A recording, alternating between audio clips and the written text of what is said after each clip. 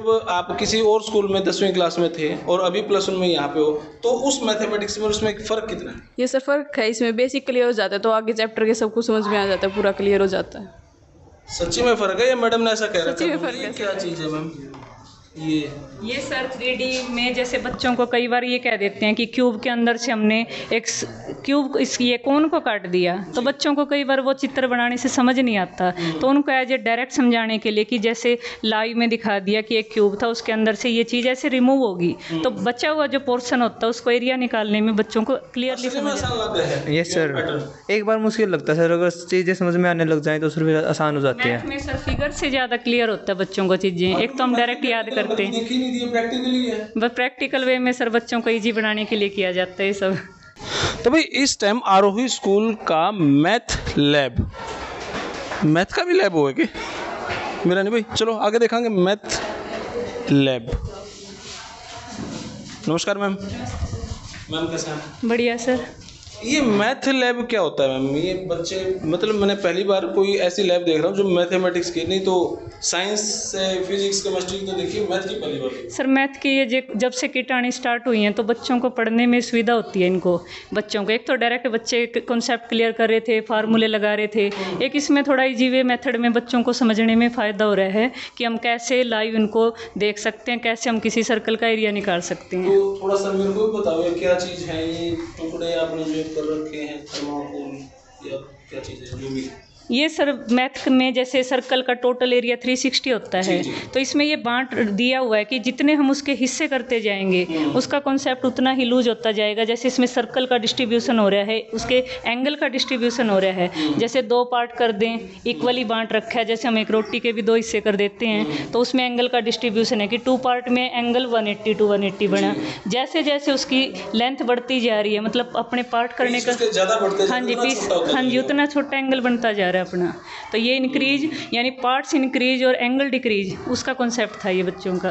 ये क्या चीज़ है मैम? ये सर इनका 11th क्लास का एक टॉपिक है कि एक सेट को दूसरे सेट के मेंबर्स के साथ कैसे रिलेशन हम उनका शो कर सकते हैं, उनको मैथमेटिकल वे में समझाया हुआ एक्सपेरिमेंट के हेल्प से। ओके, ये जो तरीका है सही है, पसंद आता है? यस सर, इससे कॉन्सेप्ट बेसिक क्लियर हो जाता है सर इससे। कौन सी क्लास के हो? 11th के। आरोही स्कूल में पहली बार किसने एंट्री की है? आपने पहली बार आए हो? यस। तो जब आप किसी और स्कूल में 10वीं क्लास में थे और अभी +1 में यहाँ पे हो, तो उस मैथमेटिक्स में और उसमें फ़र्क कितना है? ये सर फ़र्क है, इसमें बेसिक क्लियर हो जाता है तो आगे चैप्टर के सब कुछ समझ में आ जाता है, पूरा क्लियर हो जाता है। सच्ची में फ़र्क है या मैडम ने ऐसा कह रखा है? सच्ची में फ़र्क है सर, सच्ची में फ़र्क है। जैसे हम एक स्फीयर बनाते हैं तो बोर्ड में स्फीयर समझ में नहीं आता अच्छे से, तो हम इसकी मदद से स्फीयर देख सकते हैं, 3D हो जाता है तो समझने में आसानी होती। ये रबड़ के साथ क्या बना रखा मैम? सर ये बच्चों को फिगर का समझा रखा है कि हम उनका एरिया कैसे रिलेट कर सकते हैं। तुम्हारे समझ में आ गए? क्या है, क्या समझा? सर ये जियो बोर्ड है, इसमें जैसे ये स्क्वायर है, इसका एरिया निकालना है तो जितने स्क्वायर है ना उतना इसका एरिया हो जाएगा। और ये ऐसे भी कर सकते हैं, जैसे काउंटिंग से होता है, यहाँ से लेंथ और ब्रेथ से निकाल सकते हैं सर, यहाँ से 1 2 3 4 5 इतनी 5, यहाँ पे भी 5 है तो 5 × 5 इसका वो हो जाएगा, एरिया निकल जाएगा। और ऐसे ही इसमें स्क्वायर की काउंटिंग है। ये क्या चीज़ है मैम? ये सर 3D में जैसे बच्चों को कई बार ये कह देते हैं कि क्यूब के अंदर से हमने एक क्यूब ये कोन को काट दिया, तो बच्चों को कई बार वो चित्र बनाने से समझ नहीं आता, तो उनको एज ए डायरेक्ट समझाने के लिए कि जैसे लाइव में दिखा दिया कि एक क्यूब था, उसके अंदर से ये चीज़ ऐसे रिमूव होगी, तो बचा हुआ जो पोर्शन होता है उसको एरिया निकालने में बच्चों को क्लियरली समझ आ जाता है कि यहाँ से ये पोर्शन निकल चुका, हमें इसको छोड़ना है और इसको साथ में इंक्लूड रखना है। इसमें एक सिंपल भाषा में तो समझ में आ गया। हाँ जी सर, आपने मेरे को समझा दिया, मैं हाँ समझ जाऊंगा सिंपल भाषा में। हाँ जी सर। लेकिन अब मेरे को इसको पेपर पे लिखना, वो लिखना आ जाएगा कि नहीं आ जाएगा? आ जाएगा सर, क्योंकि फार्मूले का है सर मेन तो कॉन्सेप्ट। बच्चों को क्लियर विजन हो गया कि इसके अंदर से हमने किस चीज़ को रिमूव किया, क्योंकि जब हम फिगर बनाते हैं वो निकाल दिया, वो बच्चे मान नहीं पाते कि हमने एग्जैक्टली निकाल दिया उसको, तो उसको देखने से पता लग जाता है कि अंदर भी एक स्क्वायर का पोर्शन है, ऊपर इतने पोर्शन का, यानी कि आउटर में से हमने इनर को माइनस करना है। ऐसे क्लियर होता है बच्चों को कॉन्सेप्ट। आपने क्या समझा भाई? एंगल मैनेजमेंट ग्राफ है सर ये।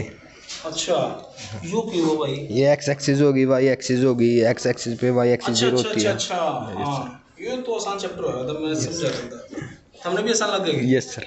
कदे झूठ बोलते हो? ना जी, झूठ कौन बोलते जी। कैसा लगा है मैथ?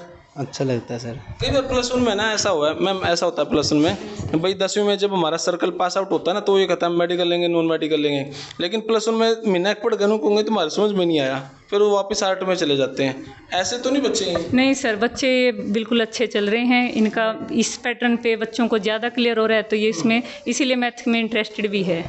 असली में आसान लग रहा है यस सर। एक बार मुश्किल लगता है सर, अगर चीज़ें समझ में आने लग जाएं तो फिर आसान हो जाती मैथ है। में सर फिगर से ज़्यादा क्लियर होता है बच्चों को चीज़ें, एक तो हम डायरेक्ट याद करते हैं, देखी नहीं थी, प्रैक्टिकली है। बस प्रैक्टिकल वे में सर बच्चों को ईजी बनाने के लिए किया जाता है ये सब। चलो जी मैम, बहुत बहुत शुक्रिया आपका। Thank you sir. तो भाई थोड़ा सा दोहरा जा भाई, अब यहाँ पे देखो ये सारा कुछ भरा पड़ा है, ये मॉडल्स हैं सर बच्चों के, मैथ बच्चों ने बनाए हैं। बच्चों ने बनाए हैं ये सर। ओके, ये प्लस माइनस भाई यहाँ पे, ओके क्या बात है, छोटी छोटी संदूक से रखे हैं भाई यहाँ पे, इधर इधर इधर इधर इधर, ये देखो बच्चों ने सारे बच्चों के ही बनाए हुए हैं। हाँ जी, बच्चों के बनाए हैं, ये रामानुजन डे पे बनवाते हैं बच्चों को मैथ्स के मॉडल, मैथ किट या क्विज करवाते हैं। रामानुजन की फिल्म भी दिखा दो बच्चों को। ठीक है सर, जरूर नेक्स्ट टाइम जरूर दिखाएंगे। भाई रामानुजन वर्ल्ड का सबसे ज़्यादा इंटेलिजेंट आदमी था, जो ये थ्योरम वगैरह जो कुछ भी निकाली है ना मैम? हाँ जी, मैथमेटिशियन थे सर वो, ग्रेट मैथमेटिशियन है अपने रामानुजन, उन्हीं के बर्थडे पे इसको मनाया गया है। ओके, तो भाई जितने भाई मेरे वीडियो देखे रामानुजन की फिल्म जरूर देखियो, वो सच में मैथमेटिशियन था और बचपन से ही उसके अंदर शानदार गुण थे। फॉरेन ने तो बहुत सारी टेक्नोलॉजी से छीन ली और अपने कॉपीराइट करवा ली। बहुत सारे फॉरेनर ये कहें ये थ्योरम हमारी है, ये थ्योरम हमारी, झूठी बात है। रामानुजन की सारी थ्योरम है और बहुत सारी चीज़, क्योंकि उस टाइम पे पेटेंट का इंडियन ने नहीं पता था, अंग्रेजा ने बेरा था, तो मैं सारे सोचा कि अपने पेटेंट करवा लिया कर दे। रामानुजन से कोई चीज़ ली, उसका पेटेंट अपने नाम करवा लेते, तो मैं अपने अधिकारी बने, लेकिन हेड तो रामानुजन ही है भाई उस चीज़ का। तो चलो रामानुजन की फिल्म देखो भाई, मैथ लाइब्रेरी में आकर तो मैं यही बात कहूँगा। धन्यवाद, थैंक यू मैम।